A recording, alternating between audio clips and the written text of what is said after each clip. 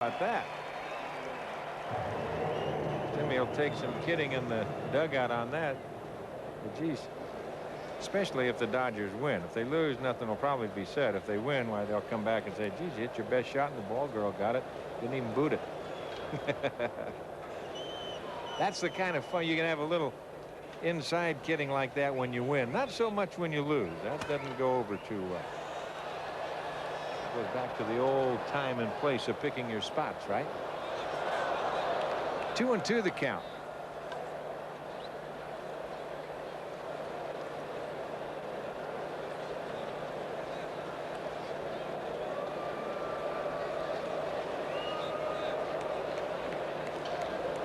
The Expos this year have, well, they really haven't drawn well.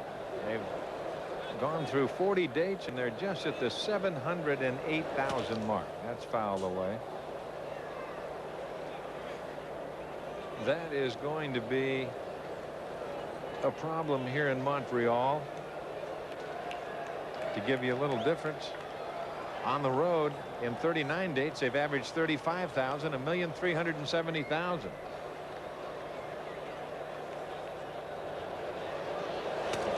Foul back and the count remains 2-2. The Dodgers on the other hand in 37 dates have drawn 1,526,000. So average of 41,000 plus for the Dodgers, 17,000 plus for Montreal.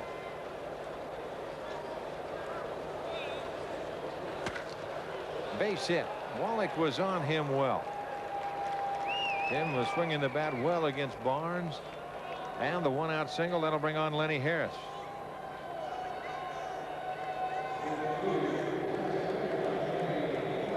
Got the fastball up over the plate. Wallach just stayed right with it and stayed on it.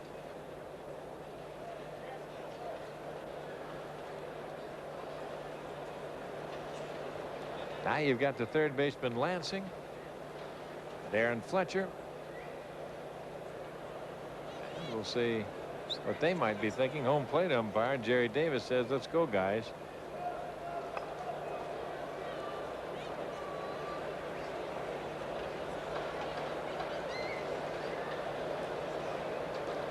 Lenny Harris doubled his first time at bat.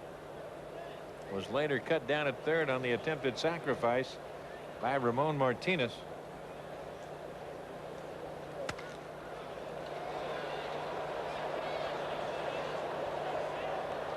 Oh, and 1 the count.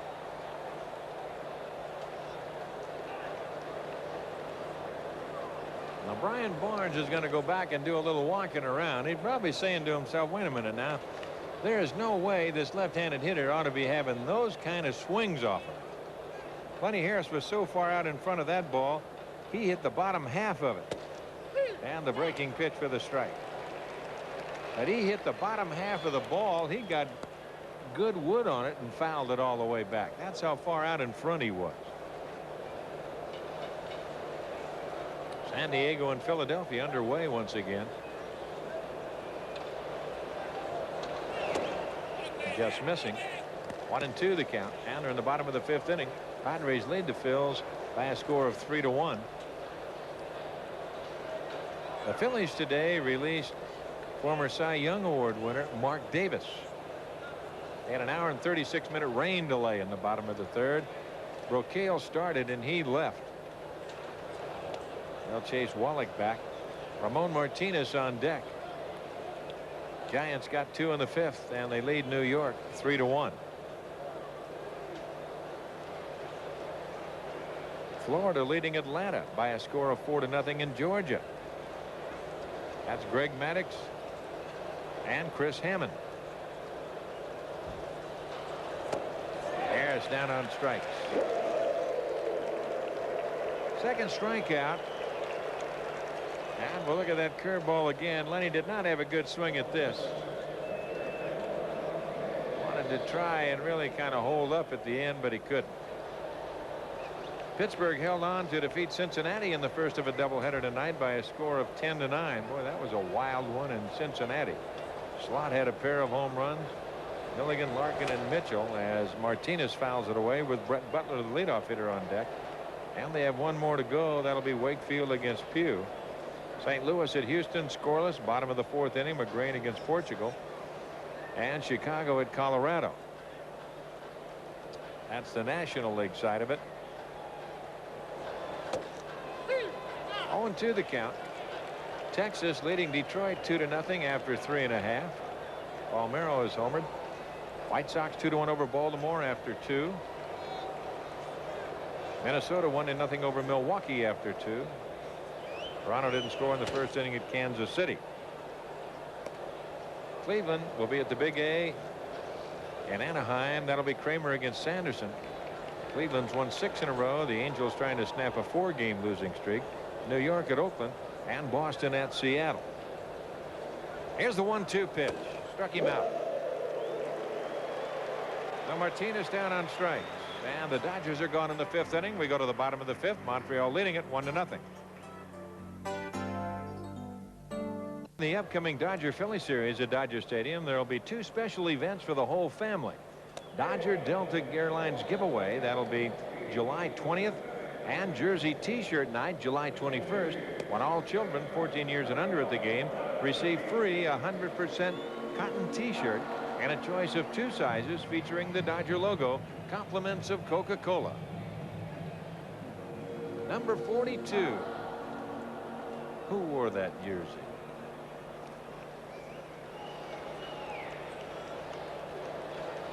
Delano DeShields will lead it off. He'll be followed by Lansing and then Grissom in that order.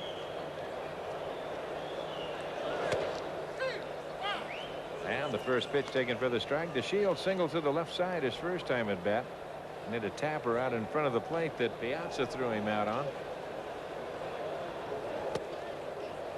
Number 42, worn by a Hall of Famer.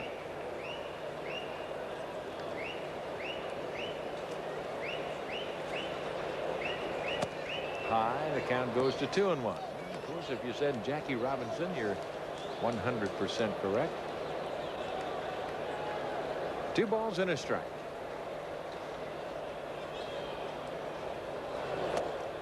Three balls and a strike, and you have Lansing on deck.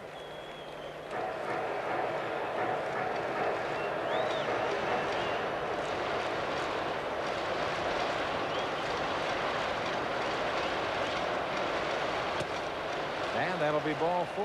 So DeShields with excellent speed put aboard, and that is a 5th walk issued by Martinez. Not a good man to walk. Not with his speed. And that will bring on Mike Lansing, the third baseman. Also good speed. Lansing is singled and he's walked.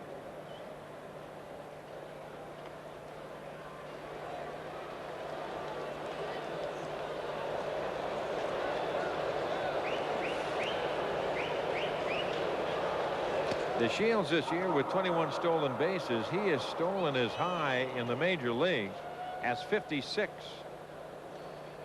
That was in 1991. He stole 59 in 1988 in the minor leagues. Stole 46 last year. So he hasn't been running quite as much this year. Good bunt. Martinez has but one play, and that will do it.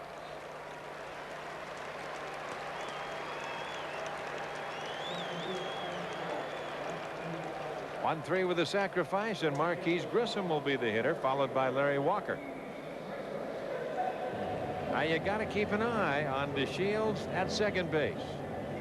We have seen this young man.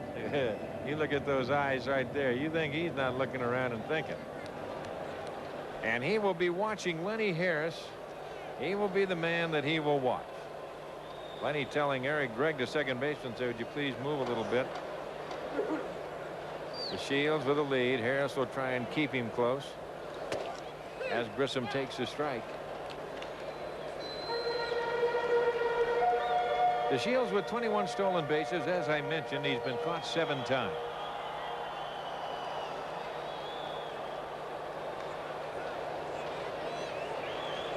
The Expos certainly with good speed on the club. They've stolen 108 bases, including the one by Cordero tonight.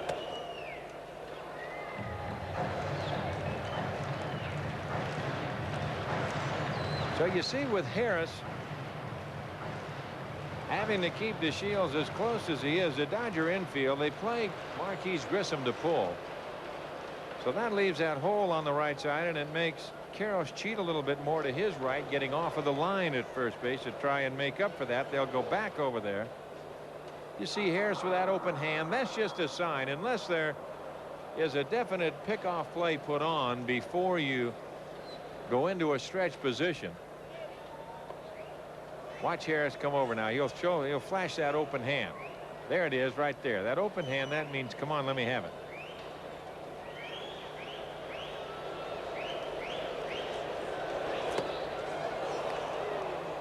And Grissom over the change in the count, 1-2. Marquis is a little unhappy with himself with that swing. And of course, the only thing about that, everybody in the ballpark knows that sign. So the third base coach knows it. The first base coach knows it. Most clubs use that now because for the simplicity factor of it.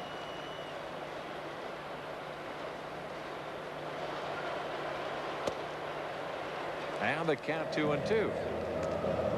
You like to let the pitcher know that you're going to go to the bag, and the pitcher should know that you're going to go to the bag. But that really is a situation right there. The more you work with your middle infielders as a pitcher on a staff and an established pitcher, you should be able to tell their mannerisms, if they're going to go or if they're not going to go, or they have a little different sign other than that, because indeed that just tells the third base coach or the first base coach, hey, it's on. They got the pickoff play on.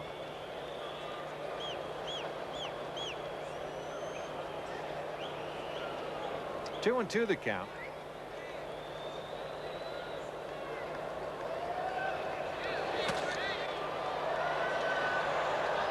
Now the count remains 2-2. Grissom taking that shot to the right side.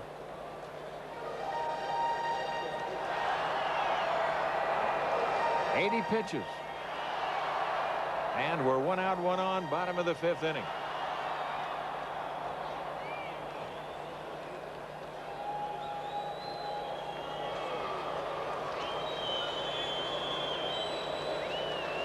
Two balls and 2 strikes to count.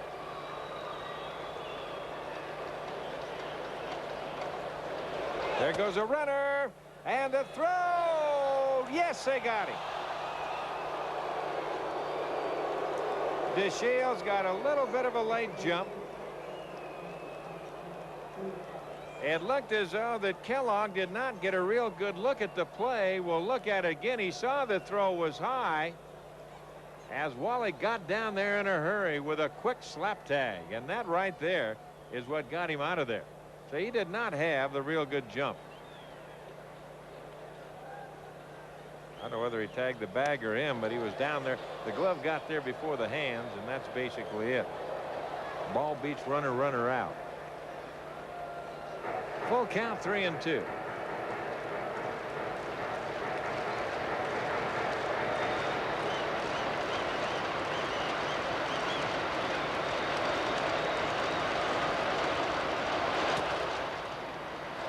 Wallach's got to hurry. One chance, and that's it, and he can't do it. And very wisely just holds on to it.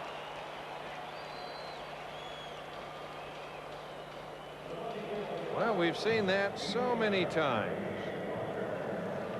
Runner gets thrown out at second, gets thrown out at third, somewhere, and then the next guy will walk. The next guy will get a base hit. In this case, it certainly wouldn't have scored DeShields, but it would have put runners at first and third and 1 out, and Martinez in a lot more trouble. Here's Larry Walker, was on a fielder's choice, was walked intentionally.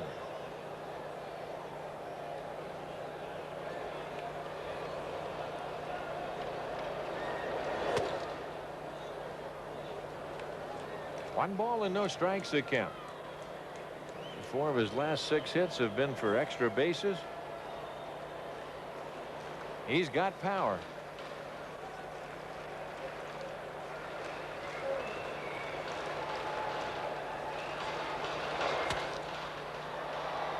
To left field and playable. Eric Davis has a beat on that.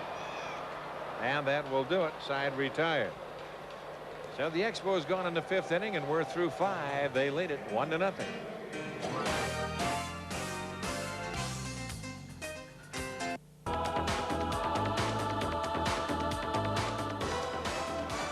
From Olympic Stadium in Montreal, the Montreal Expos and the Los Angeles Dodgers, and along with Vince Scully, I'm Don Drysdale, and happy that you've joined us tonight. 1-0 Montreal through the first 5. A run on 3 hits, no errors for the Expos. No runs, 3 hits, no errors for the Dodgers. It hasn't been that close, although the score resembles that, certainly, with the Expos on top 1-0. But Martinez has pitched out of jam after jam. There you see the number of pitches thrown by Martinez as compared to Brian Barnes. The Dodgers have left 3. The Expos have left 6. Left the 2 men on in the 1st, 1 in the 2nd, 3 in the 3rd, and 1 in the 5th. And Brett Butler to lead it off here in the 6th inning.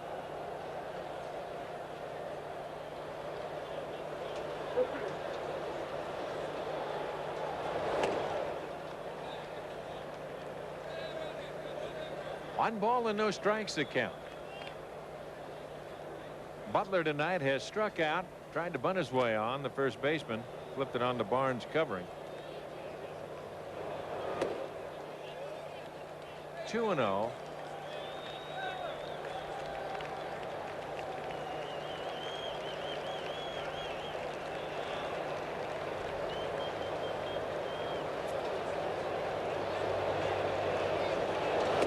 And it's 3-0.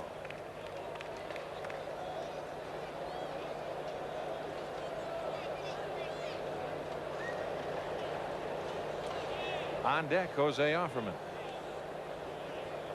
who has kind of backed up over on the side a little bit. There's a strike, and they count 3-1. See what Butler has been doing at Dodger Stadium as compared to the road schedule. 403 to 241. Boy, that is something. Oh, Brett thought that might have been, and it wasn't.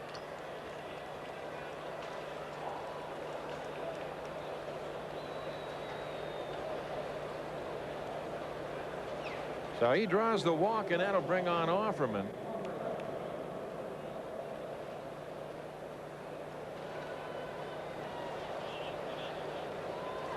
Offerman has flied to left and bounced to short.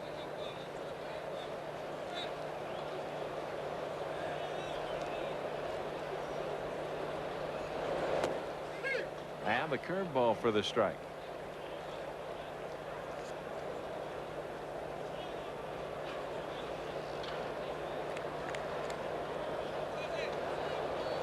You see what Offerman did last year as far as his RBIs were concerned as compared to this year.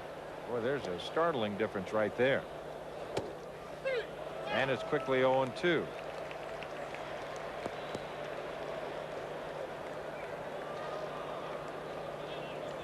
That long homestand the Dodgers just finished, that caught them up just about to their road schedule. They have played 39 on the road and 37 at home. That was starting tonight. This will definitely put them well back on top, but then they come back after the All-Star break and open up a good-sized homestand. That's when these Expos come in, the Phillies and the Mets. Foul away. Montreal comes in for 4 starting on the 15th. Philadelphia for 3 and the Mets for 4. We hope you make your plans to be with us.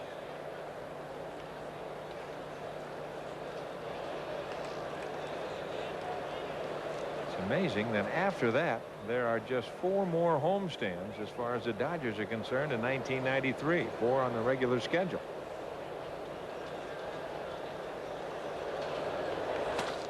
Fouled right side, and the count remains 0-2.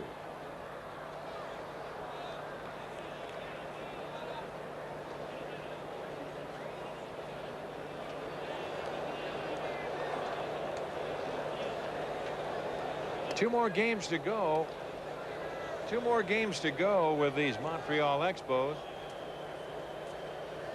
There's Kevin Gross and Dennis Martinez tomorrow. And then Tom Candiotti and Chris Knobholz on Sunday afternoon. Low, good play by Fletcher.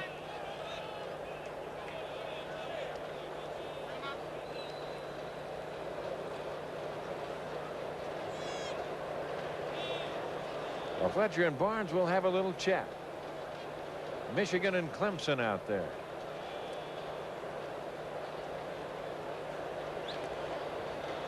The Montreal catchers have had problems throwing out base runners.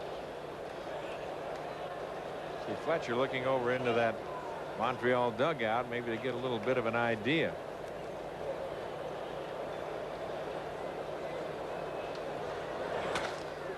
Center field, Grissom, that ball hit right over his head. He can't get it off of the wall. And they're going to hold Butler at third on the long double by Offerman. There's the hardest ball for a center fielder to handle, or any outfielder to handle. That ball hit directly over their head, and a lot of times I think Grissom right now is saying to himself, I should have caught that ball. And indeed, I think he should have caught the ball. First of all, he didn't get a real good jump on it, and when he started to go back, he didn't go back in a hurry. Now he's going back. See how close he did come to that ball, but that ball is certainly catchable, and we get action in the bullpen. Tim Scott gets up, and he will start to throw as Corey Snyder stands in, and the Dodgers have the tying run at third. And there's a strike called on a check swing, and the go-ahead run at second base.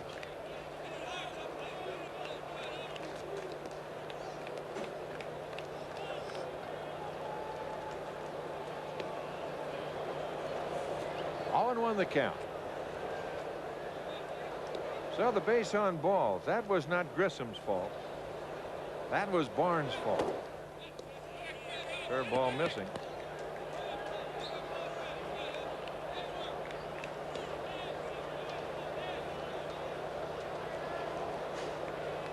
Barnes in a jam. Nobody out. Runners at second and third, and the heart of the Dodger order coming up. Foul away. 1-2 the count.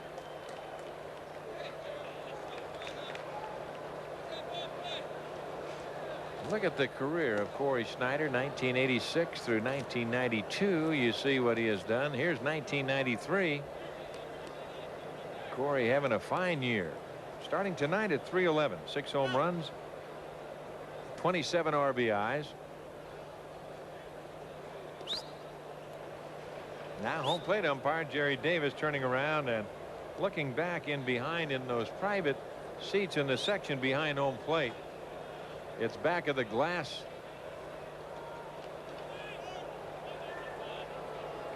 Back underneath behind home plate. He was looking back in that glassy area back in there. Somebody might have had a light on. Little high, and the count goes to 2-2. On deck, Eric Karros. Brett Butler at third, and Jose Offerman at second.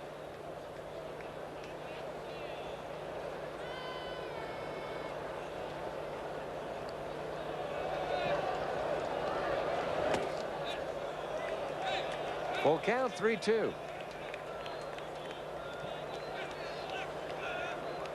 You have first base open. You don't like to really get yourself in that kind of a jam, but it certainly isn't mandatory that you have to give in to him here. You see that by Alou.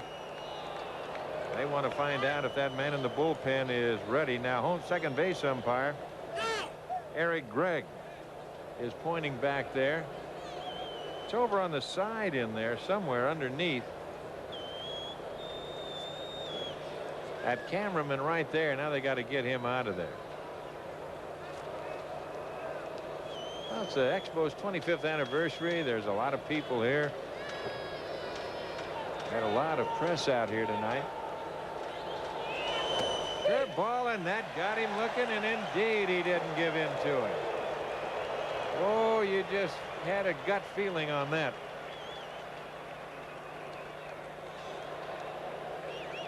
And we'll look at it again as Snyder takes this curveball. He wasn't looking for that.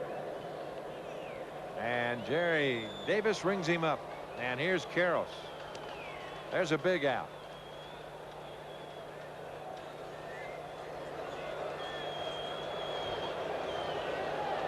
That was a strike all the way. So Karros stands in deep to left center field, and Alou's going to have to try and run it down. He won't get this off of the wall. The throw back to second base, and it's cut off. He's there with a double. 2-run scores. The Dodgers lead it 2-1.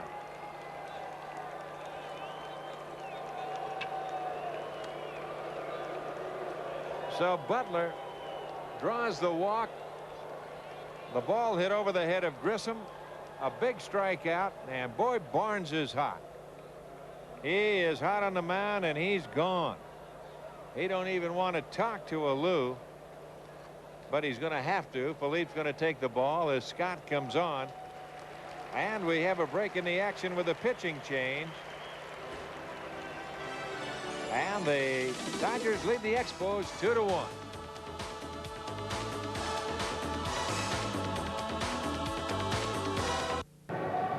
While the Dodgers leading 2-1 on a high breaking pitch to Karros, who doubled in two. Now, I told you Brian Barnes, he wasn't happy.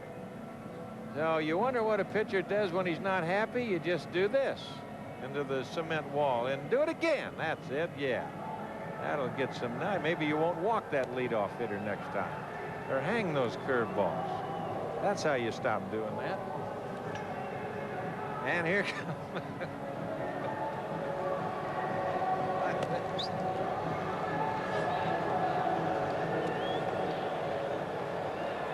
so Tim Scott, he's worked 39 and 2/3 innings. Scott with a record of 2-1, making his 28th appearance of the year.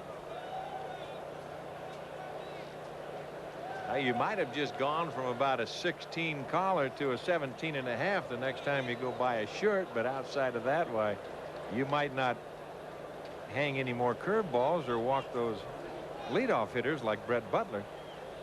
And here's Piazza, and he takes a strike.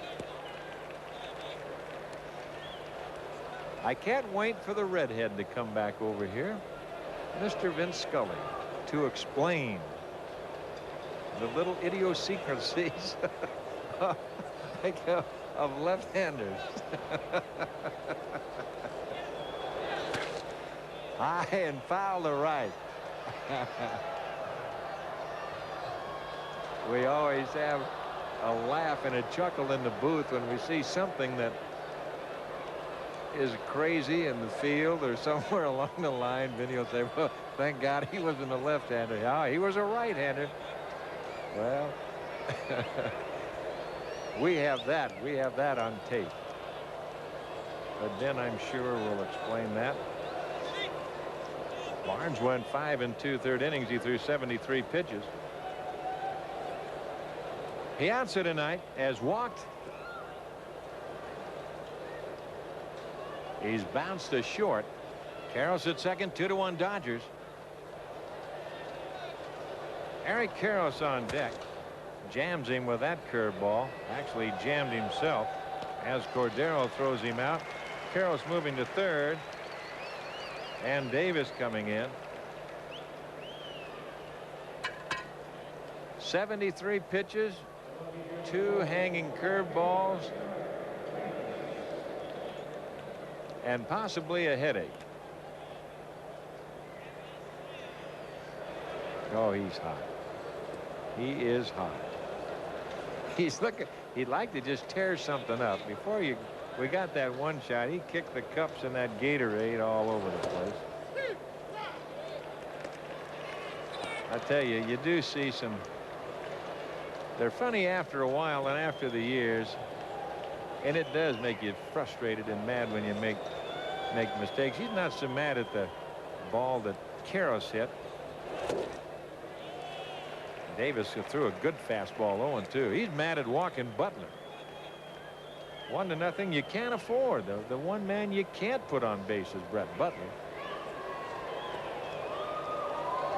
But the guy sitting next to him that'll explain all of that to him, John Wetland. course, John was out for a while with a broken toe, spring training, after he kicked a ball bag or something.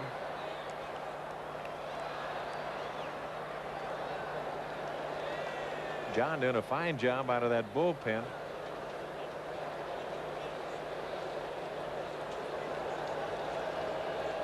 Wetland leading the club with 17 saves, a 3-0 mark, and a 1.37 ERA. He's done a great job out of the bullpen for Montreal since getting a chance to come over here and work. Hard to left, and a low. Does he have it? No, they say he trapped it. He did not get a good jump on it. Eric Gregg went out to make the call. Will Cordero said something, but it was Eric Gregg, the second base umpire, who went out to make the call. I don't know what the third base umpire was doing. He's standing over there counting his change. But you can see clearly that he trapped the ball. But it was the second base umpire, Eric Gregg, that came from that inside position to make the call. So Caro scores, and it's 3-1. Now Eric Davis with a big base hit.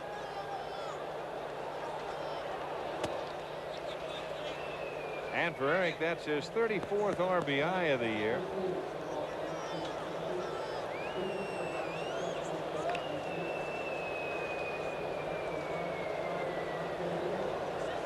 So you can close the book on Brian Barnes. He gives up the 3 runs on 5 hits. Dodgers 3. And the Montreal Expos 1. Boy, this is something the Dodgers haven't seen up here all year, and for a long time. Is a lead, especially in the middle of the ball game.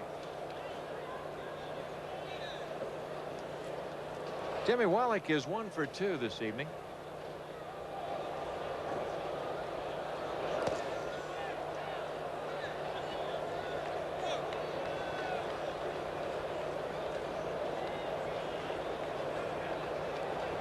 Wallach will check with Joey Amalfitano, and in this situation right here, you might be thinking about giving Davis a little room to try and steal if he can.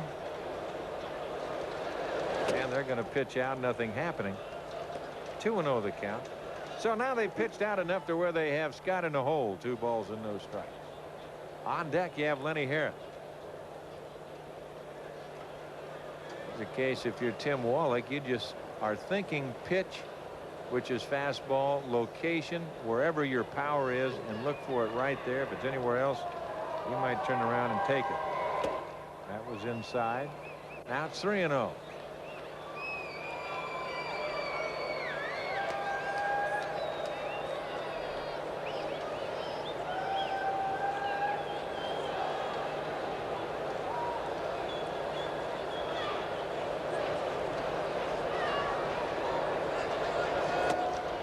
And that'll be ball 4.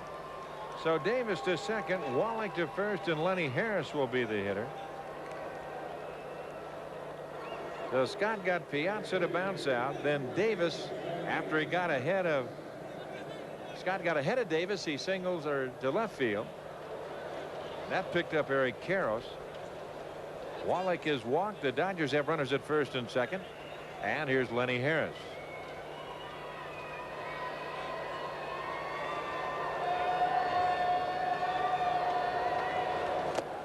Little low, the count 1-0.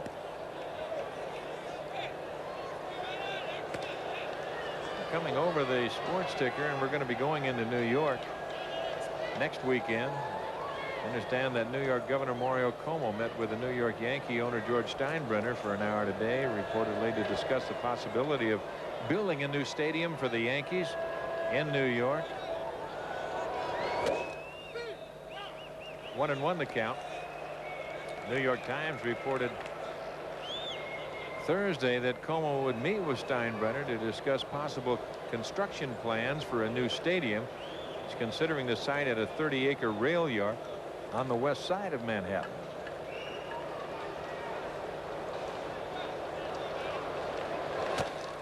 Bouncer first base side, and it's going to be foul. They say Scott carried it across the line. So the foul ball Harris will go back and the runner's back. Davis to second and Wallach to first.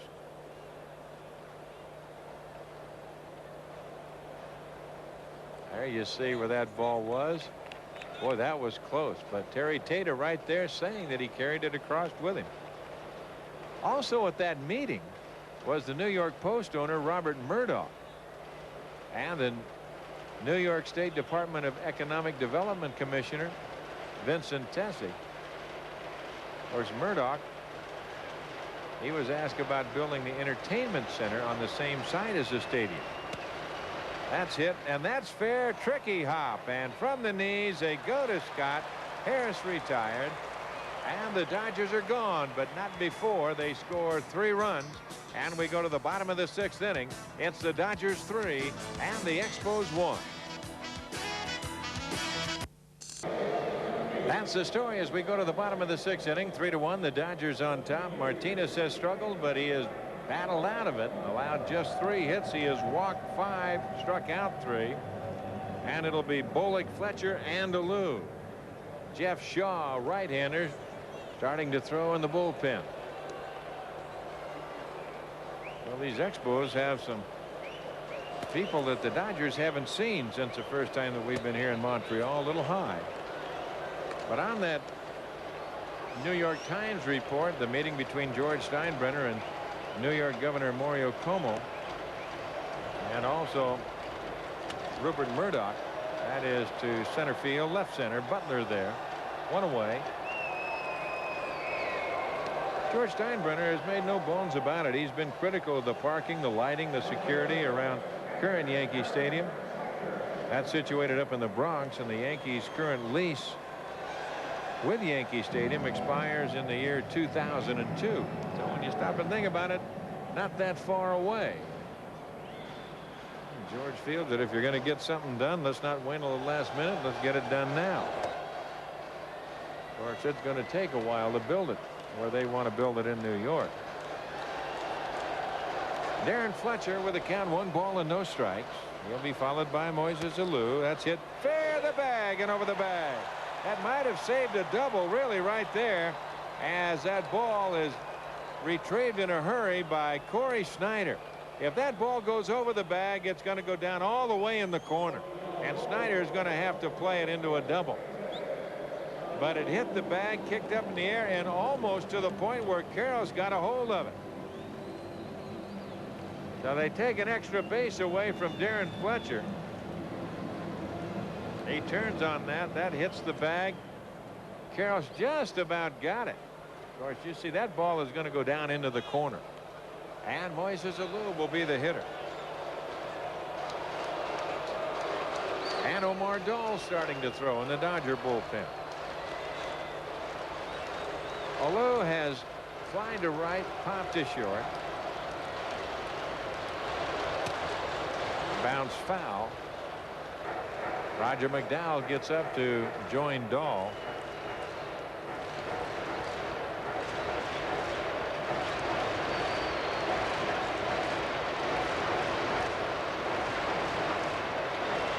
Alou 0 for 2. 7 home runs, 39 RBI. On deck, Will Cordero. Martinez taking too much time, and Alou backs out. At first is Fletcher. There's Cordero.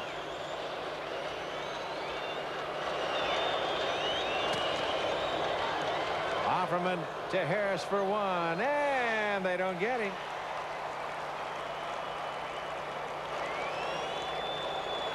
That looked like it had double play written all over it. And the Dodgers do not turn it, and it'll bring on Will Cordero.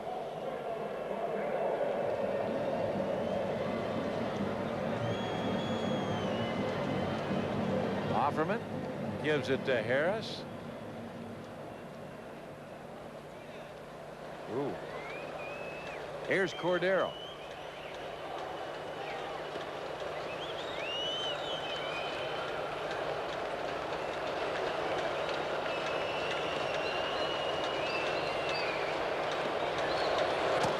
And Cordero takes low. John Vanderwall will be a pinch hitter if need be.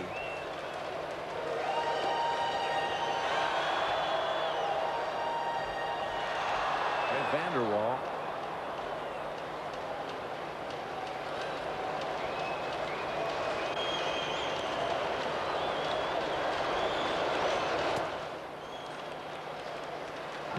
Two and oh the count.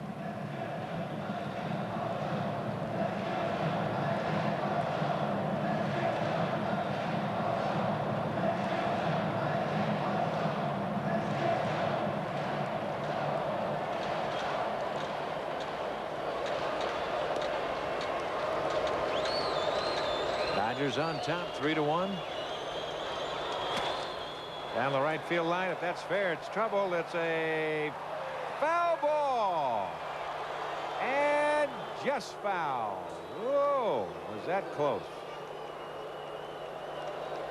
Terry Tato holding his ground at first base and signaling foul. That was, if it was foul, it was like a foot maybe. Cordero will come back. That would have scored a run. Right. See the ball coming down.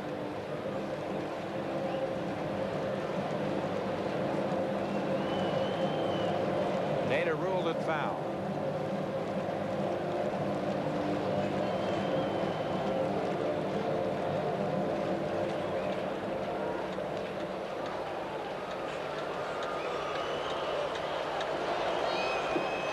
Two balls and a strike with 2 outs.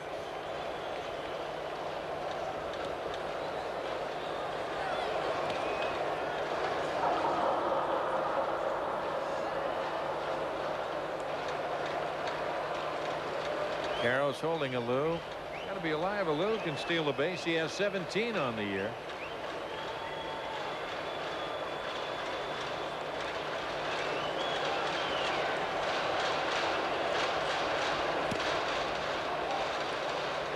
Check swing, got the bat. 2-2 the count. Hitters don't like that. Check swings that hit the bat. 2-2 the count. 2 outs. And the Dodgers on top by 2. 3-1. 3 runs, 6 hits, no errors for the Dodgers, scoring all 3 in the 6th inning. And for Montreal, a run on 4 hits and no errors. 2-2 to Cordero.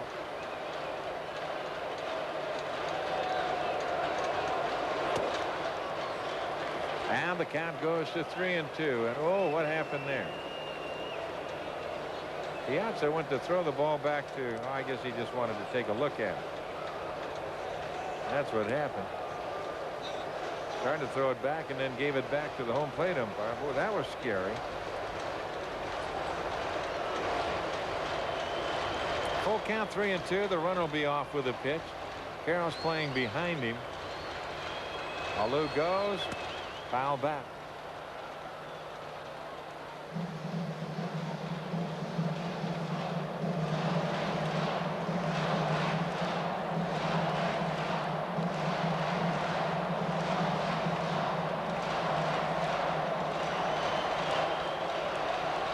The Dodgers with single games here in Montreal and Philadelphia. Then they open up with that big twilight doubleheader in New York. That'll be on Thursday night. Alou goes again. Pop foul. Karros as close as he can get, but he runs out of room.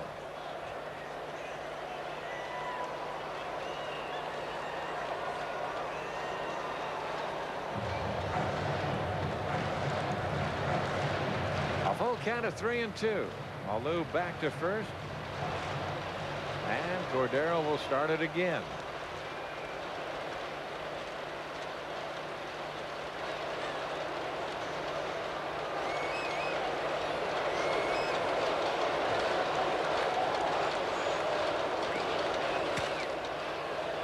Down the third base side. There's where that protector comes in handy.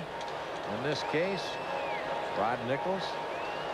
Omar Dahl throwing. Roger McDowell, of course, the veteran down there. He's thrown enough to know how much he has to throw to get loose. He's just turning around watching the action. And you've got Vanderwall, the left-hander, in the on-deck circle if they want to use a pinch hitter. So Dahl would undoubtedly be the man that they might bring in if indeed they do bring one in. Runner goes again, and it's ball 4. Well, we'll find out. That is walk number 6 by Martinez, and here comes Vanderwall. Von Pernaski is just looking over, hasn't got any word from Lasorda. Vanderwall will come on. As Vanderwall stands in, he's hitting .268, 3 home runs and 18 RBI. So now Montreal has good speed aboard, but he's hitting just 1 for 10 as a pinch hitter. Alou at second, Cordero at first. On deck, the leadoff hitter, Delano to Shield. Well, Martinez taking too much time again, and they'll back off.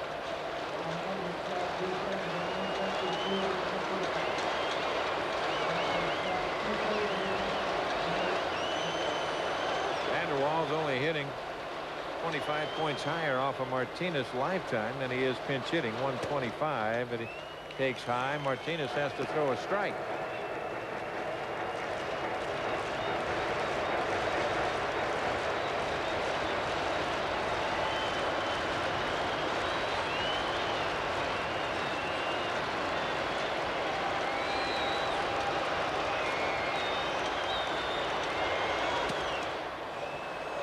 One ball and 1 strike the count.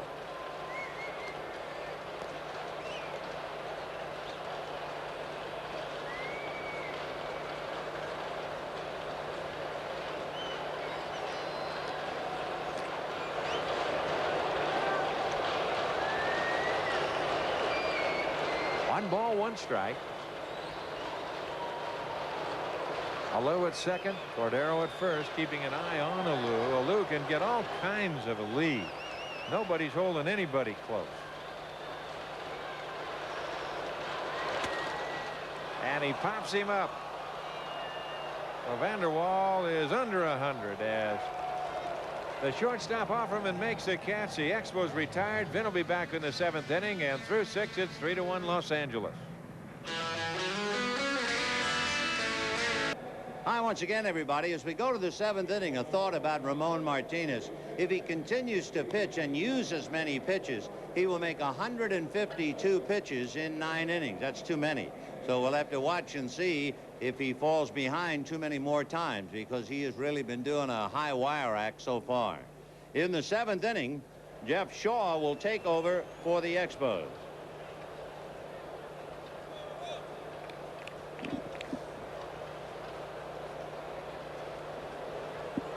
Ramon will start it off.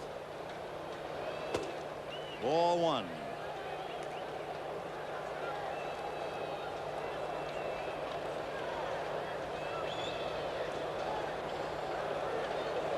Dodgers lead 3-1 in the 7th. That's a strike. 1-1. So Martinez, Butler, and Offerman.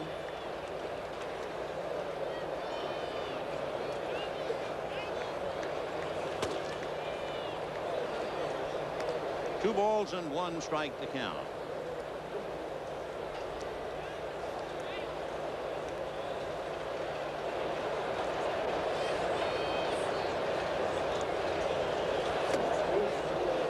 Two and 2.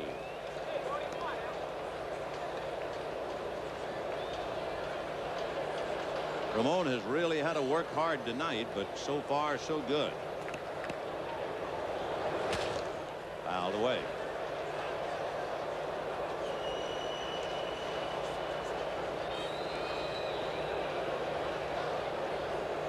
Jeff Shaw coming out of the bullpen.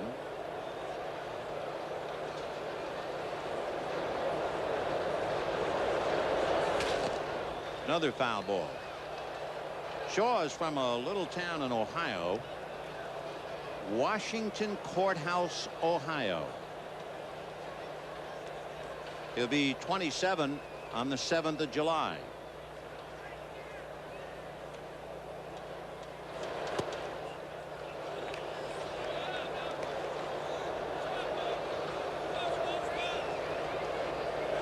3-2 the count to Ramon. Reached on a fielder's choice and struck out. Comebacker. Nice play by Shaw if he can get it out of the webbing. Who was it? Terry Mulholland? I think it was. Mulholland couldn't get the ball out of his webbing, so he threw glove and all over to first base. For a moment we thought we might have a repeat of that, but Shaw was able to get it out of the leather. Now watch that ice cream cone. He can't quite get it out. There it is. One down. Well, nice play by Jeff Shaw, and it brings up Butler. Struck out, thrown out on a good bunt, walked and scored a run in the 6th inning. He had gone 13 games without scoring a run, so he broke that drought tonight.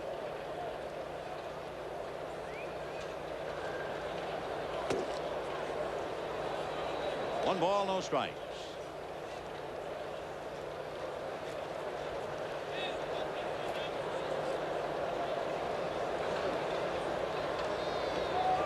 Tomorrow night it's Dennis Martinez.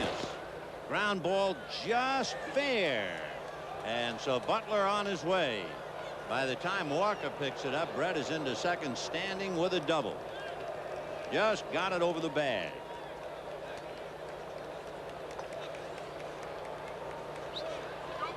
So Butler pulls one over the bag, and the Dodgers come up with that another double. They've had 5 doubles tonight. Snyder has a double, Offerman a double, Butler a double, Karros a double, Harris a double. 3-1 Dodgers in the 7th, trying to snap a 7-game losing streak here. Remember the Dodger record at Olympic Stadium of late: 2 wins and 19 losses.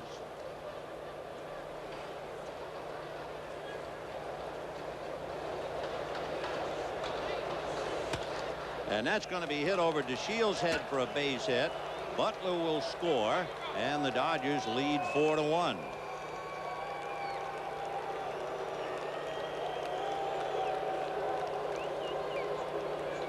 So Offerman comes up with a double and a single and a run batted in.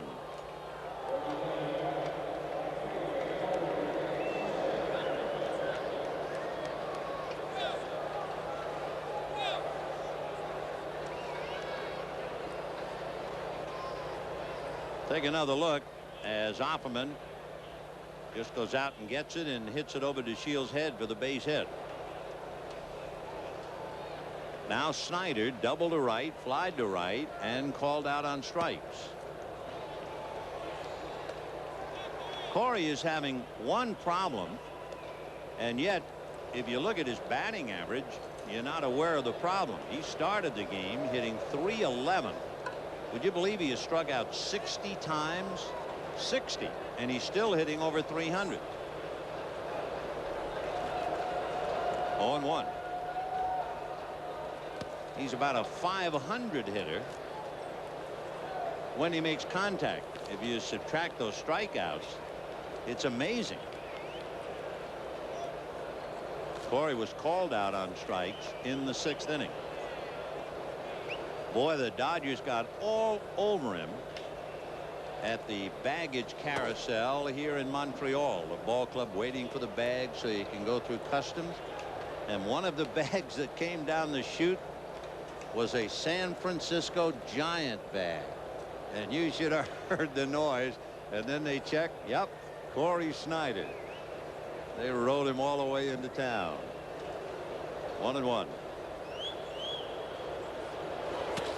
And he strokes it into left center, but there's Moises Alou, and he lost it for the moment. Boy, that's tough.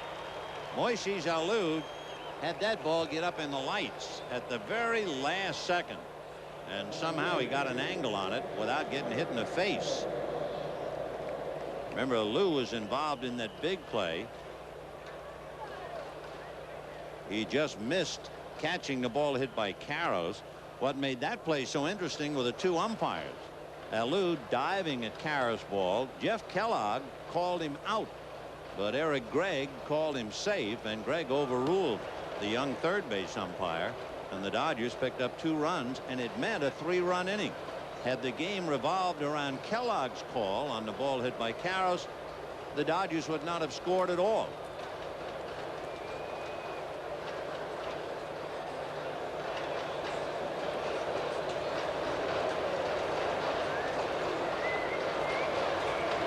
Eric Karros 1 for 3, and Offerman at first, looking across to Reed Amalfitano.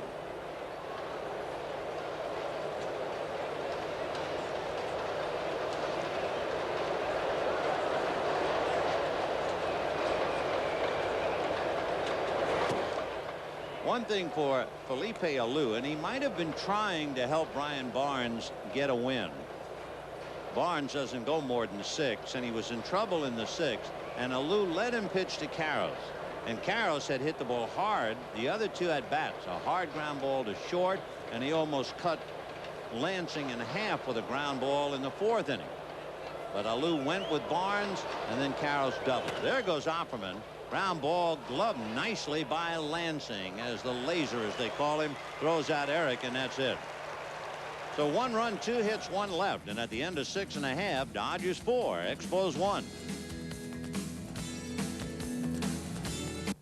A reminder, it'll be helmet day at Dodger Stadium Saturday, July 24th. All children 14 and under at the game receive a free souvenir batting helmet. Helmet day at Dodger Stadium July 24th. The Dodgers and the Mets game will start at noon. Dodger bullpen with Omar Dahl, Pedro Martinez. As we told you, Ramon has made a lot of pitches through 6 innings. He has made 102. So he's been averaging 17 pitches an inning, and that's too many. Delino DeShields, Michael Lansing, and then Marquise Grissom. 4-1 in favor of the Dodgers, bottom of the 7th. First ball hitting. Boy, that's a break if they can run it down, and Davis is right there. So DeShields, fly ball to Eric Davis, and thrown in by Butler, 1 away. And the batter will be Mike Lansing. It has been very rare tonight, 1, that we've seen Montreal first ball swing, and 2, Ramon even close to throwing a strike on the first pitch.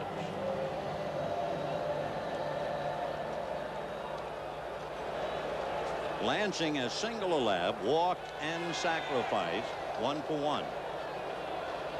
It looked like the Expos were going to chase Ramon out of the ballpark in the first inning. When DeShields opened up with a base hit, Lansing followed with a base hit, and Marcus Grissom, Larry Walker coming up back to back. The only run he gave up was on a balk. Tell you what might happen. Remember the balk the other night, Pedro Estacio against the Giants? Cost a run. Pedro balked with the bases loaded. That cost a run. And Ramon did the same thing. It's a line drive caught by Offerman. 2 down. When the opposition has a runner at second base, that runner can look right in at the catcher's sign. So the Dodgers, like so many ball clubs, have a rather extensive series of signs whenever there is a runner at second base. What happened the other night with Estacio, Piazza was starting the signs, and Estacio picked up a sign and decided to pitch. Mike instinctively saying to himself, no, not yet, I'm not finished with the sign. And he held one hand up as if to say, hold it. Well, Estacio suddenly stopped in the middle of his delivery because of the hold it and balked. And it's conceivable that Ramon, in looking at Mike's signs in the first inning, started to hurry, then realized he was only halfway through the signs and broke his delivery. Here's one hit up the middle, and Ramon has given up a long fly ball to left, a line drive out to short, and now a base hit to center. They get the feeling he's tiring a wee bit, and the batter now is Larry Walker. Walker hit into a force play, was walked intentionally, and flied to left.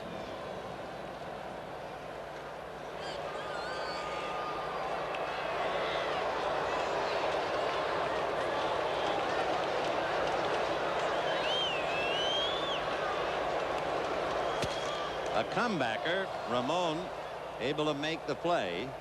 So that will be that. No runs, 1 hit, a man left. That's the quickest inning Ramon has had tonight. He made only 7 pitches that inning. That's like having the weekend off.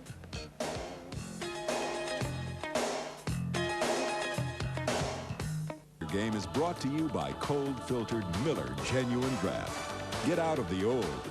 Get into the cold. The Dodgers enjoying a 4-1 lead in the 8th inning. Mike Piazza, Eric Davis, and Tim Wallach against the right-hander Jeff Shaw. Ball 1 to Mike. Piazza walked, then hit a ball hard, and Cordero made a good play. And then last time up, good curveball busted in on his hands, and he just hit a little ground ball. So he's 0 for 2. Fouled off to the right, out of play. What is happening to Mike Piazza is what happens to all the kids when they come up here. They get blazing hot, and then all the pitchers in the league conspire. They pass notes to each other. They talk, how do you get him out? What have you done? What do you think we ought to do? Then they start throwing a lot of change-ups and a lot of breaking balls, and all of a sudden he's 2 for 28. Foul ball, and he hit that on the hand. Now what Piazza has to do, and he's still checking that handle. Piazza has to learn to adjust. He has to realize what he's getting and what they're doing and make the adjustment. 1 ball and 2 strikes.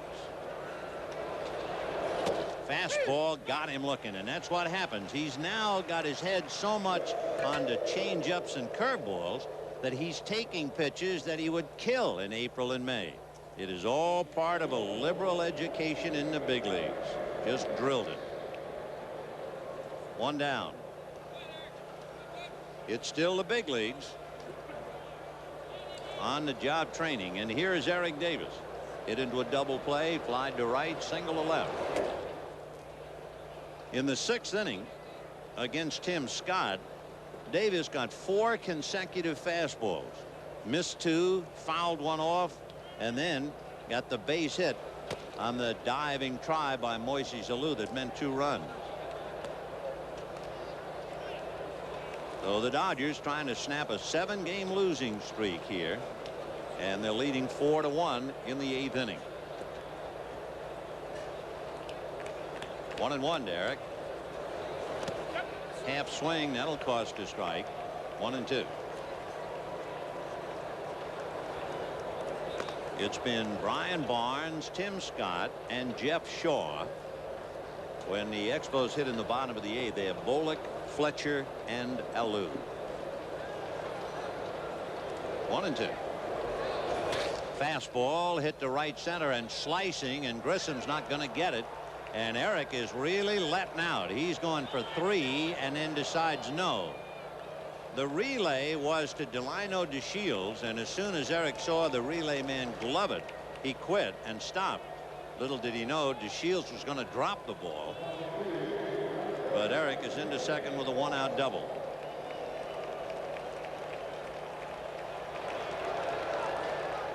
Driving that to right center.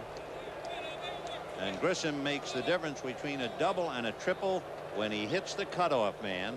And here's where DeShields is going to drop it right there. But by that time, Davis had stopped second. Ground ball by Wallach underneath the glove of Lansing. The ball didn't come up for him. Davis will stop at third. And into second goes Wallach. A hard ground ball, but instead of coming up, it sunk. It will be an error charged to Lansing.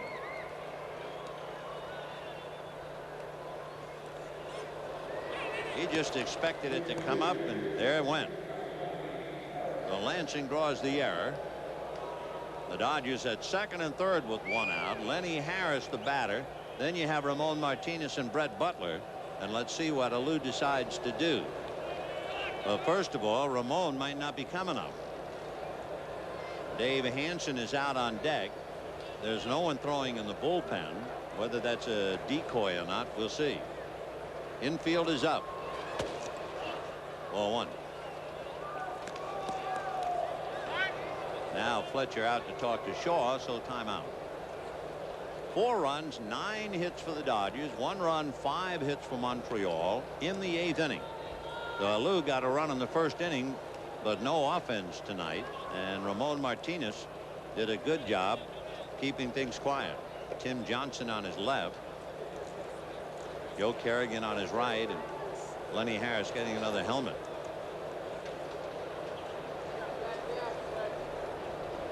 One ball and no strikes.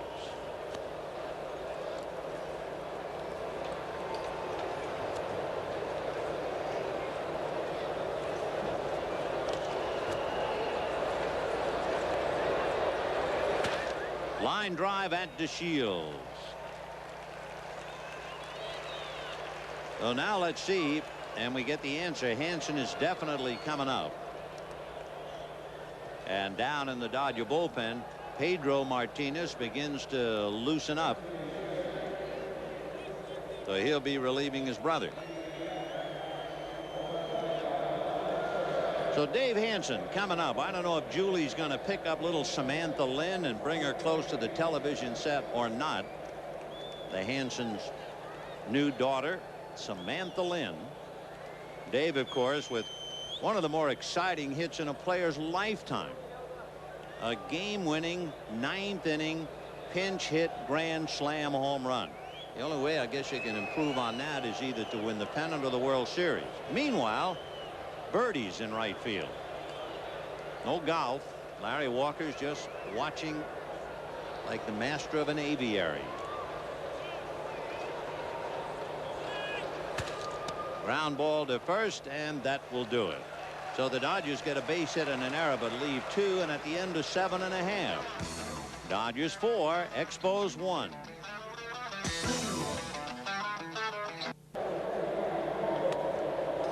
Pedro Martinez loosening up, so he'll relieve his brother Ramon in the bottom of the 8th inning with the Dodgers leading 4-1. Pedro has done exceptionally well, and you get an idea. Look at those numbers. Look at the strikeouts, 46, in innings pitched 48. You know he throws hard.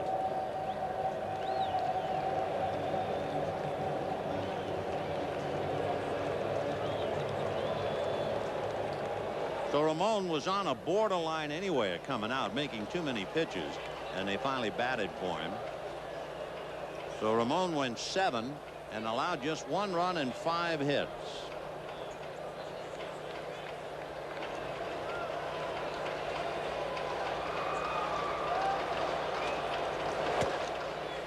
Ball 1. Frank Bullock followed by Darren Fletcher and Moises Alou. Florida beat Atlanta 4-2.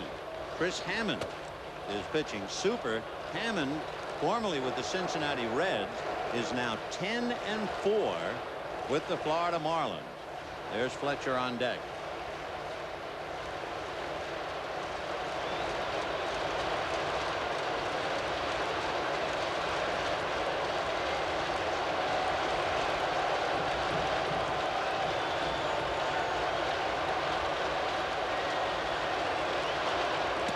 Fastball, and he missed with that. 3-0. Pedro would appear to be stronger than Ramon. He certainly throws harder now, but of course Ramon, when he first came up, threw very, very hard. There's a third Martinez brother, Jesus, a left-hander. So Bullock draws a walk, and the batter will be Darren Fletcher.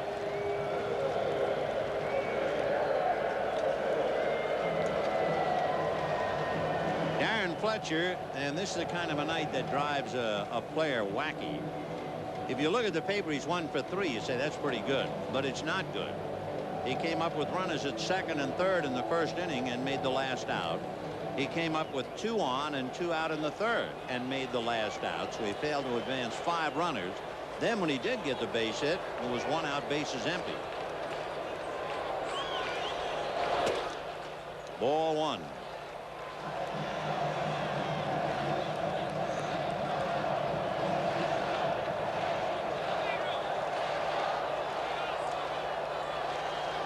Omar Dahl and Jim Gott.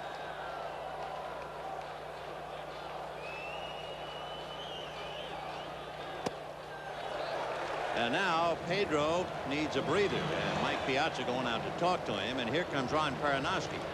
He has made 6 pitches and he has not hit the strike zone yet. Down in the bullpen for Montreal, and it's a surprise to see him with his team trailing by 3. John Wetland, who is their closer. Wetland has 17 saves. You wouldn't think he'd be throwing now. Gott would be throwing now because his team is winning.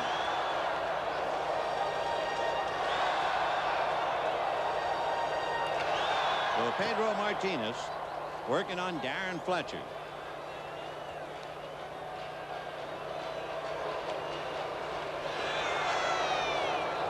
Four to 1 Dodgers in the 8th. And that's a strike. 2-1. Pedro shut down the Giants for 2 innings on Wednesday and picked up his 5th win. He's had 4 straight wins, tying Roger McDowell for the longest winning streak by a Dodger pitcher this year.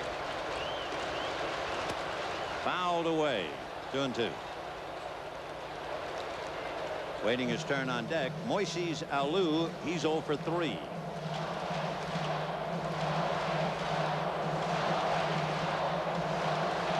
$23,368. Almost 7,000 above the average, and they're here tonight. Tomorrow night it'll be Kevin Gross and Dennis Martinez right here on 5. Hit into left field and sinking for a base hit.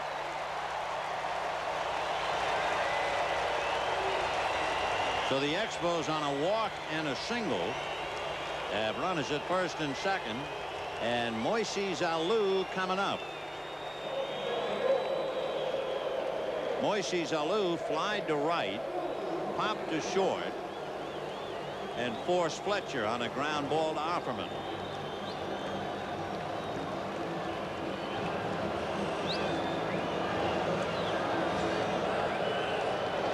Moises Alou, the son of Felipe, and reminder, it was 30 years ago, right around this time, when the Giant outfield was all Alou.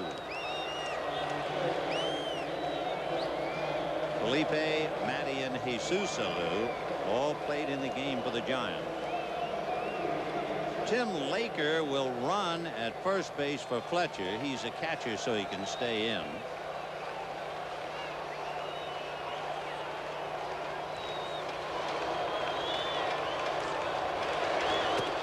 Ball 1. So Pedro is struggling a little bit.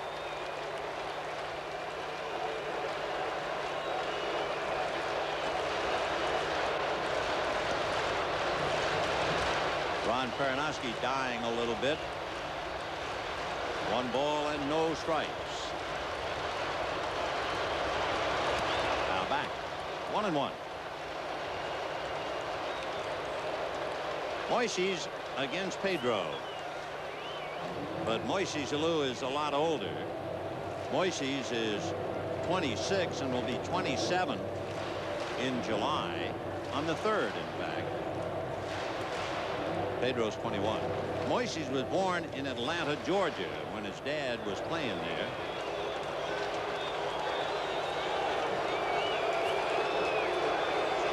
There's Felipe watching his boy.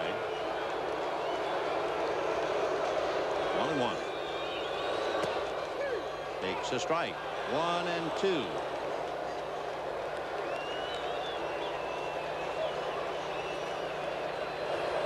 Will Cordero, the young shortstop, on deck.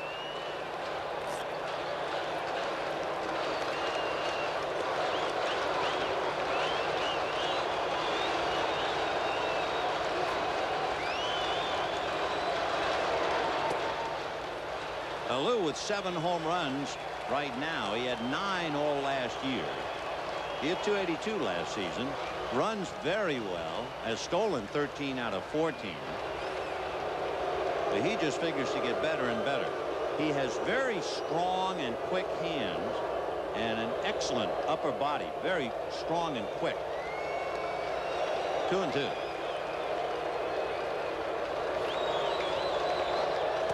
For purists, you might be interested to know that on the day that Moises Alou was born, his father was playing for the Braves and went 0 for 3. And Felipe was the only one of the 3 Alou brothers not to get a hit that day. But he got the biggest hit of all, a son by the name of Moises. So with a full count and nobody out, got him. So Moises Alou strikes out. And with 1 out, the batter will be Will Cordero, as Pedro Martinez just muscles up on a fastball. Just blew it by him.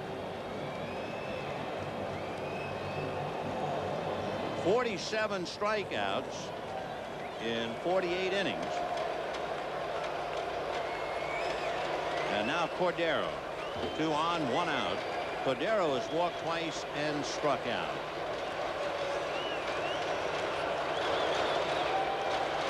Sean Berry out on deck. Ball 1.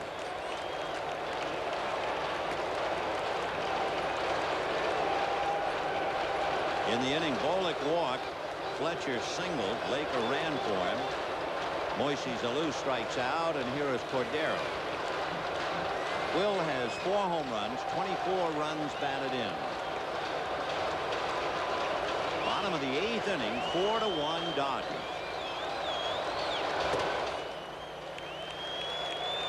Just missed. Ball 2. Pedro has a necessary ingredient. It looks like he has a sneer on his face. And he has tremendous self-confidence. 2-0. Fastball, and he's missed it now. 3-0. All the self-confidence in the world, but you got to get the ball over the plate. And he's got his manager twisting and turning a little bit, as well as the pitching coach. 3-0 to Cordero.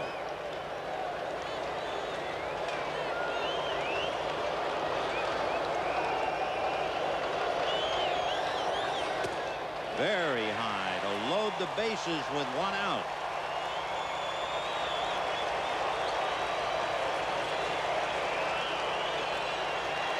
Now Pernoski waiting until he got the sign from plate umpire Jerry Davis that Sean Berry is officially in the game, and he is. And now we'll see if Ron is bringing a hook.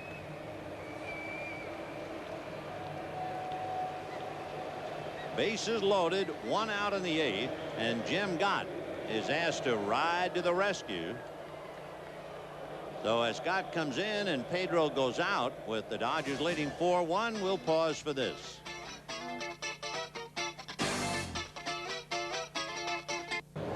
Jim Gott coming in with the bases loaded and 1 out with the Dodgers leading 4-1. Gott picked up his 13th save Wednesday, pitching the final inning against San Francisco. Sean Berry is coming up. And Berry has been a very hot hitter. He had a 9-game hitting streak snapped the other day against the Pirates. He homered in 3 straight games at Miami, 1 shy of the club record. He strikes out a lot. Last year, he would walk once and strike out 11 times. So it's a roll of the dice for Felipe Alou with Sean Berry. And he promptly hits it into center for a base hit. In comes Bolek.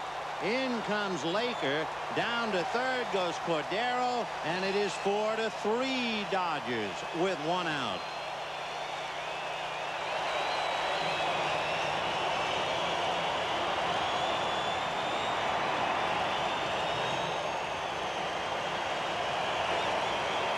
So Sean Berry, a clutch base hit here in the 8th inning, and now the tying run is just 90 feet away.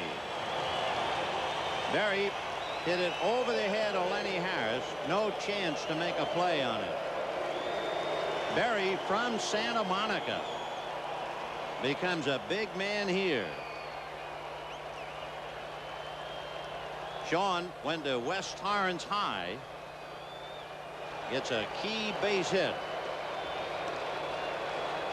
Now Delino DeShields trying to get Cordero home from third. Delino is singled, grounded out, walked, flied out.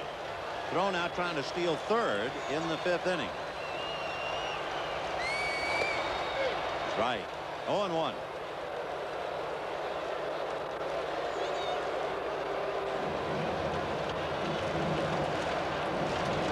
So a pinch hit single by Sean Berry has gotten Montreal within 1.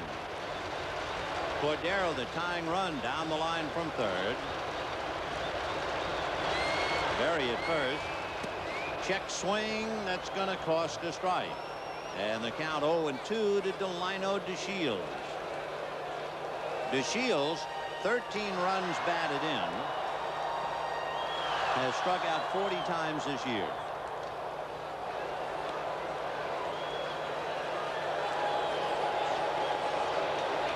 Big pitch now for Jim Gott. And that's hit foul off third, out of play, and it's still 0-2. With a runner at third, we should point out, Gott has 2 wild pitches. Mike Lansing is on deck. Cordero, the tying run at third. And Sean Berry at first.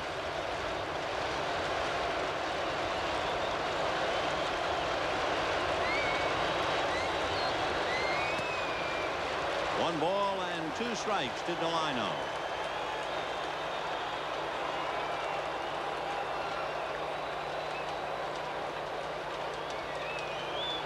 Gary Manuel flashing something up there to the plate with the count 1-2. Berry off the bag at first. Cordero down the line from third. 2-2. In the inning, Bullock walked, Fletcher singled, and Laker ran for him. Alou struck out, Cordero walked, and that was all for Pedro Martinez. Berry then singled against Gott to drive in 2 and send the tying run to third. 4-3 Dodgers. 1 out, bottom of the 8th. Runners at first and third.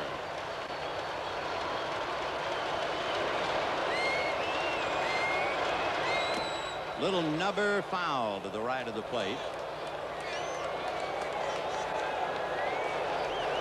Still 2-2.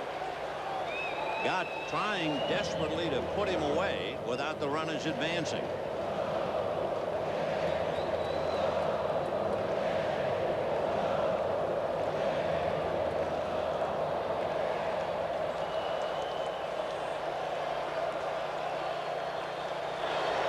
Delino with a 5-game hitting streak, and Gott staring in.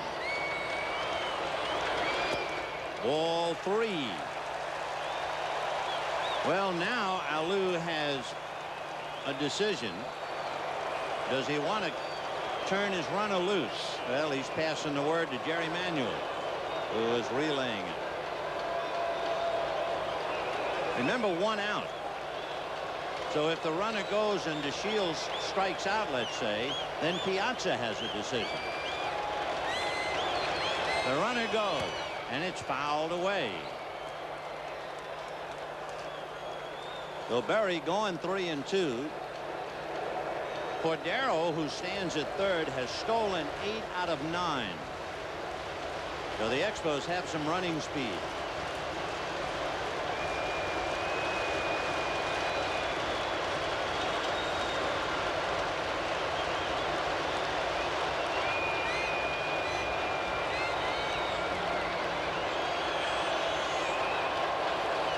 Big moment here. 4-3 in favor of the Dodgers, but the lead is threatened. And they both take a breather, Gott and DeShields.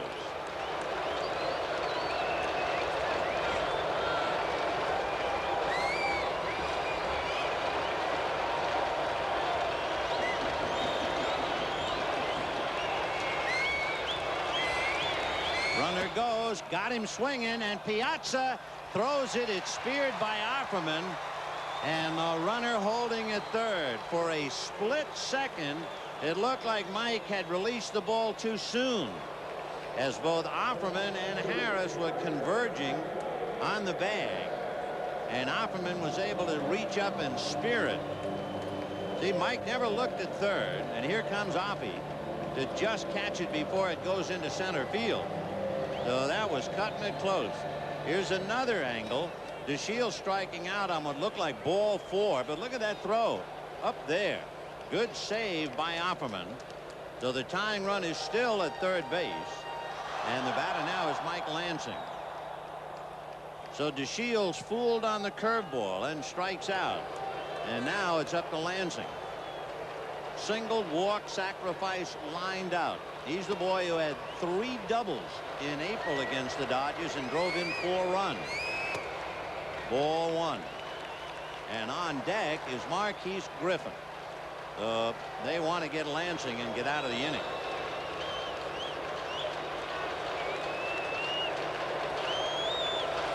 Two big strikeouts by Alou and DeShields.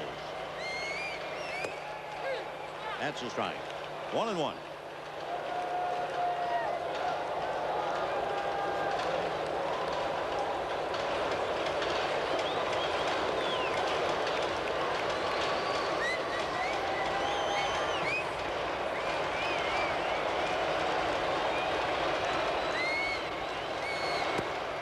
Ball 2, 2-1. So Jim Gott trying to extricate the Dodgers from a very tough spot. Gave up a base hit, then got a big strikeout. 4-3 Dodgers, 2 out. Expos at second and third.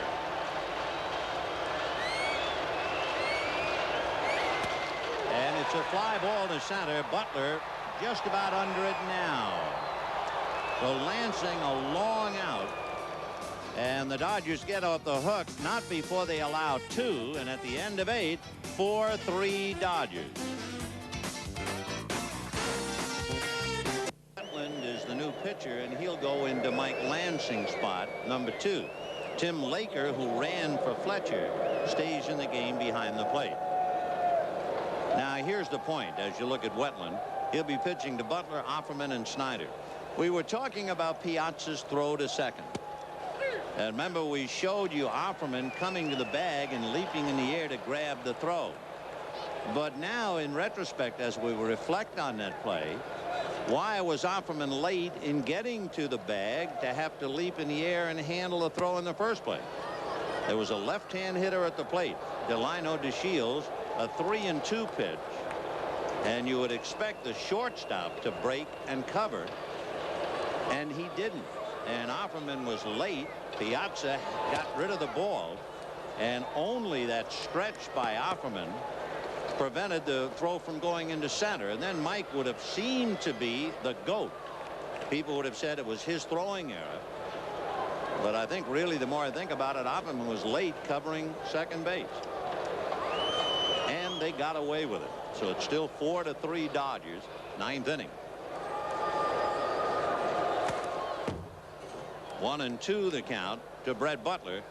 That was a good fastball. Look at Butler laughing. I mean, that thing almost sawed it off in his hands. One pro giving the other the acknowledgement. Boy, that thing was coming in a hurry. Watch this. Wetland just uncorked a fastball, and Butler just did get a piece of it. John Wetland facing Brett Butler. Fastball fouled away. When the Expos come up in the bottom of the 9th inning, they will have Marquise Grissom and Larry Walker. Since the 13th of May, Wetland's earned run average in 20 games has been .3. Can you believe that? .3, a third of a run. Since May 13, John has a victory, no losses, and 14 saves. In 39 innings, 46 strikeouts. He had a 25-inning shutout streak come to an end against the Pirates on the 28th. So he had really been bringing it. And Butler going to make him work. It's like Butler is making backhand shots of some rocketing serve, kind of chipping him foul off to the left.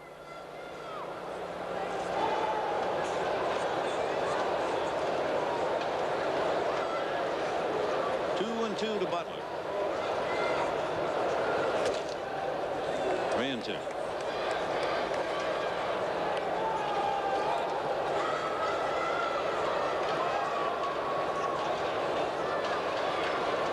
Butler has scored twice tonight after failing to score in 13 straight. He pops it up. It will be Delino DeShields. One out in the ninth inning. And Jose Offerman, the batter.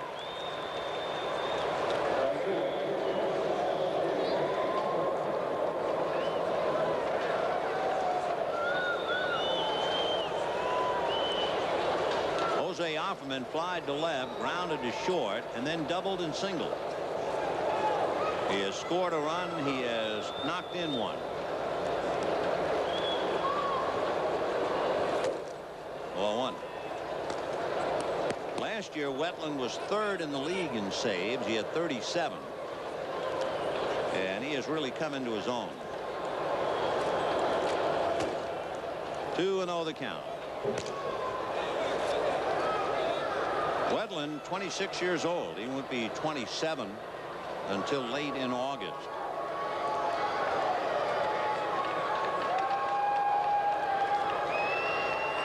Now back.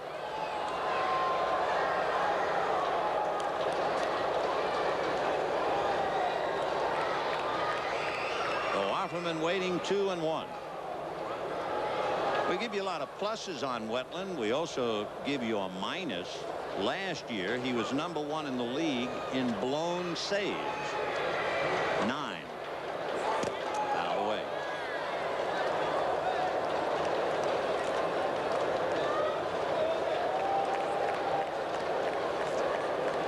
John, so far this year, has blown saves 3 times against the Pirates and once against the Marlins. So he has had 4 blown saves this year. Hit down the left field line, foul. Nice play. That's right. Don't forget your bow. I tell you, the person whose skill has really amazed me tonight is the ball girl down there sitting in front of the Dodger bullpen. Gee, she's terrific. You want to watch her field some ground balls. Slap foul again. She handled one off Tim Wallach's bat that scared me to death for her sake, and she handled it like she was picking an apple off a tree. And there have been several hit down there, and she has all the grace. She looks like somebody in a league of their own.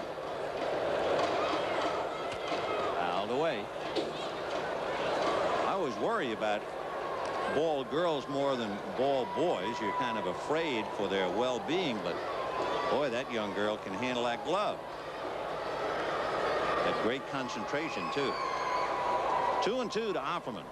Don't forget, it'll be Grissom, Walker, and Bullock coming up in the bottom of the ninth.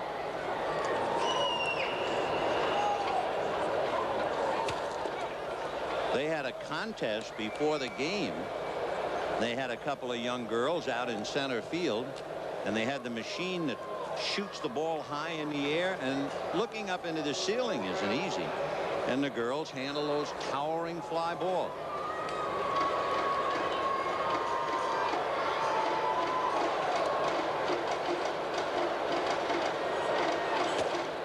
Boy, I mean, there's nothing finesse about that. Offerman was swinging at an echo. 2 down in the ninth inning. Here it comes. Hit it if you can.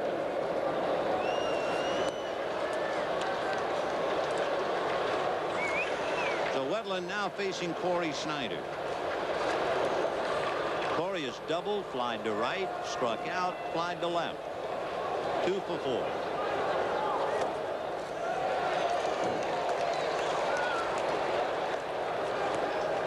That strikeout gives Wetland 47 strikeouts in 40 innings. That's Rob Dibble kind of stuff. Whoop. 1-1.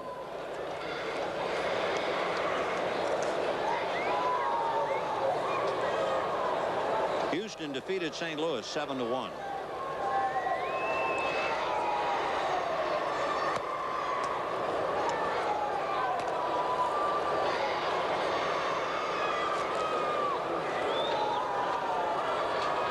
It's been Barnes, Scott, Shaw, and now Wetland.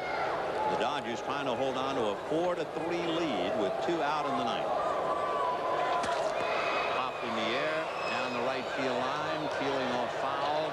Coming over in the corner near the wall is Walker as the ball came back to him. So Snyder fouls out to right. Due up, Grissom, Walker, and Bowling. Bottom of the ninth, 4-3 Dodgers. Dodgers leading the Expos 4-3 as we go to the bottom of the ninth inning. Jim Gott will be pitching to Marquise Grissom and Larry Walker. Then if anybody gets on, Frank Bolick. Then if you want to play manager, you can look at your lineup and see the available players in the Montreal dugout. There would be Tim McIntosh and Greg Colburn, both right-handed, and Lou Frazier, a switch hitter. Down in the Dodger bullpen, Omar Dahl and Roger McDowell. And it's ball one to Grissom. So the stage is set for the bottom of the ninth. 4-3 Dodgers. Grissom, 2 hits, 2 for 4. Ball one. Hitting 300. And of course, if he gets aboard, you've really bought some trouble, because Grissom has stolen 16.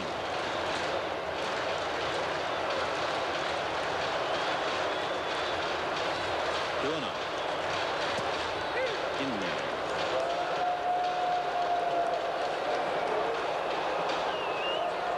Four runs, 9 hits for the Dodgers. 3 runs, 7 hits for the Expos.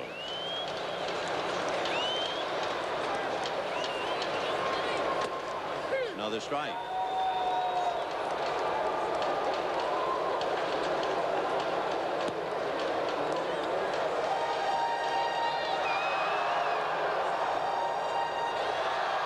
Game time tomorrow, 4:35, with the warm-up show at 4 o'clock right here on 5.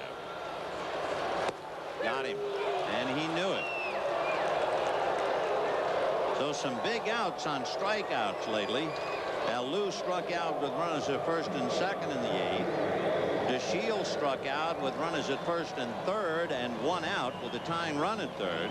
And now Grissom, with all of his speed, strikes out leading off the 9th. The hitter is Larry Walker, and this is one of those handle with care moments, and both players know it.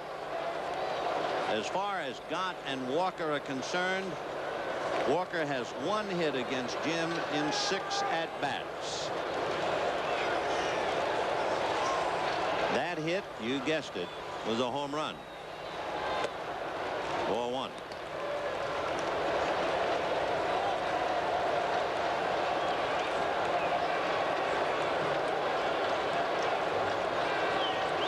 Bullpen now just serving by watching.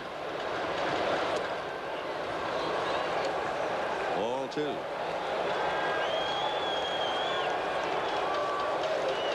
Walker with 10 home runs, 38 runs batted in. That's a strike. Larry batting .276.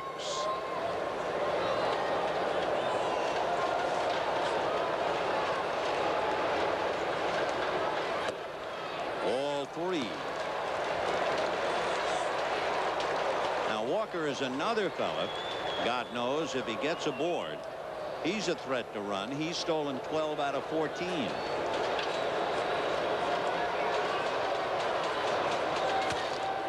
And that's hit foul off third, down the line, back into the crowd. Crowd of 23,368 tonight. averaged 17,000 a game here so far this year.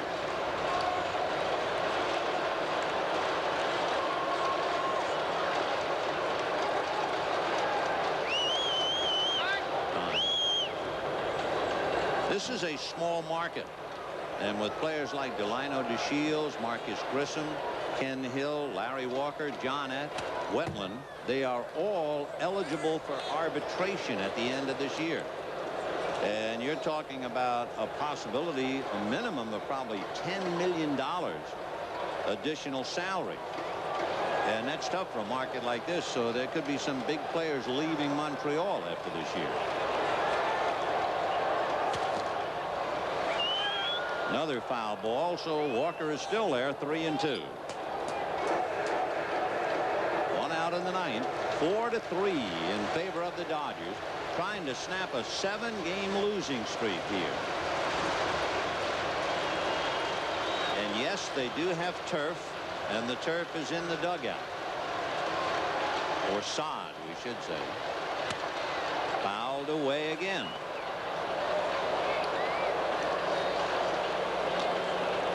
There's the sod. The Dodgers are hoping that it'll bring them a little luck.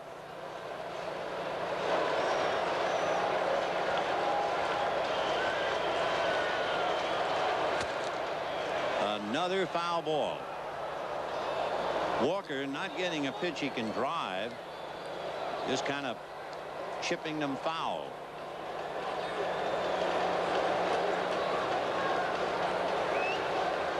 Gott's been pitching him a little down and away. See if he stays there or not.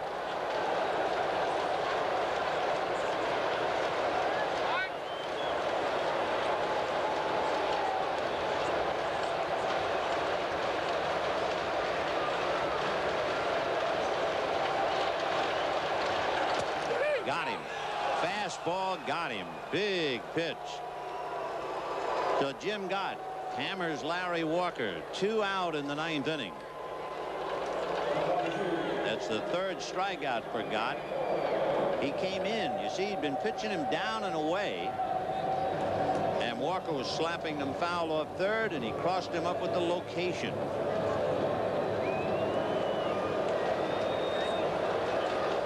So 2 out, 9th inning. And the batter is Frank Bolduc. Walked twice, couple of fly balls, 0 for 2. Bolduc 4 home runs, 21 runs batted in.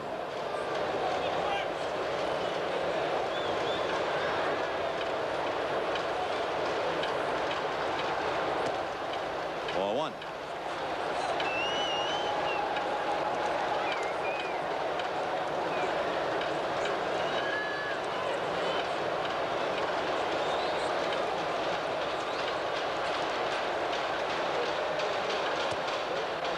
Ball 2.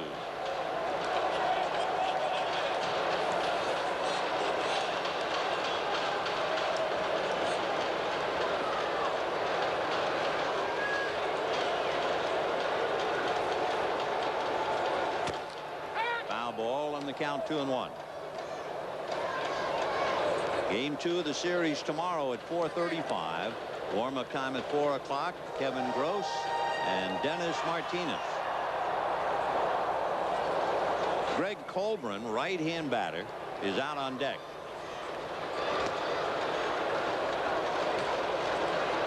There's Greg. He has 4 home runs, hoping to get a shot at things.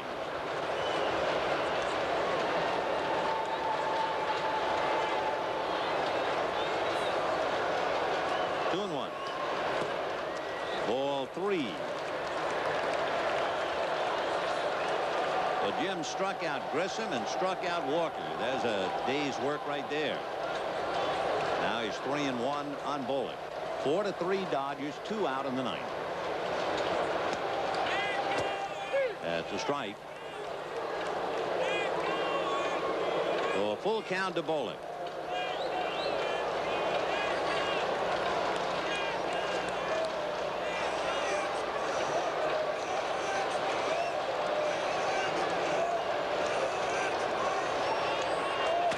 And there's a drive to right. Going back is Schneider, and one-hands it going into the wall. What a way to end the game. Fives everywhere as Bullock lines out to Corey Snyder, going up against the pads. We'll take another look at that. It wasn't going to be a home run, but it could easily have put the tying run in scoring position. Of course, the Expos had a shot at that in the 8th inning when they left the tying run at third. You notice Lasorda, Perinoski was starting to walk across the foul line. There's Snyder's play again. And Tommy grabbed Perinoski and say, no, no, no, you stay here in foul ground. The players go out. Don't break it. So they can really get some strange thoughts. And apparently Lasorda feels you do not cross that line if you're a manager or a coach. But once again, the final score, Dodgers 4, the Expos 3. For Don Drysdale and Ross Porter, this has been Scully, inviting you to stay tuned for the postgame show coming right up.